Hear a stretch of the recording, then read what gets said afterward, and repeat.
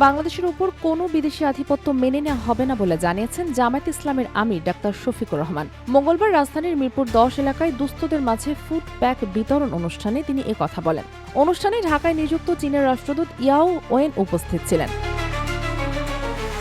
Doctor Shafiqur Rahman বলেন, বাংলাদেশ একটি স্বাধীন দেশ। দেশের মানুষ আর কোনো ধরনের বিদেশি প্রভাব বা আধিপত্য মেনে নেবে না। একই সঙ্গে তিনি বলেন, বিশ্বের সব সভ্য দেশের সঙ্গে বন্ধুত্বপূর্ণ সম্পর্ক বজায় রাখতে চায় বাংলাদেশ, তবে তা হবে পারস্পরিক সম্মান ও সমতার ভিত্তিতে।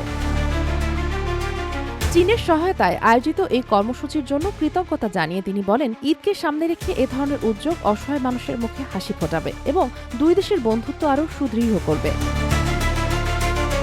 বাংলাদেশ চীন সম্পর্কের প্রসঙ্গ তুলে তিনি বলেন, দীর্ঘদিন ধরে দুই দেশের মধ্যে বন্ধুত্বপূর্ণ সম্পর্ক রয়েছে এবং উন্নয়ন সহযোগিতায় চীন গুরুত্বপূর্ণ ভূমিকা রেখে আসছে। অন্যদিকে চীনা রাষ্ট্রদূত ইয়াও ওয়েন বলেন, ঈদ উপলক্ষে মানুষের সঙ্গে আনন্দ ভাগাভাগি করতে এই সহায়তা কার্যক্রম নেওয়া হয়েছে। তিনি বাংলাদেশ চীন সম্পর্ক আরও জোরদারের আশাবাদ ব্যক্ত করেন।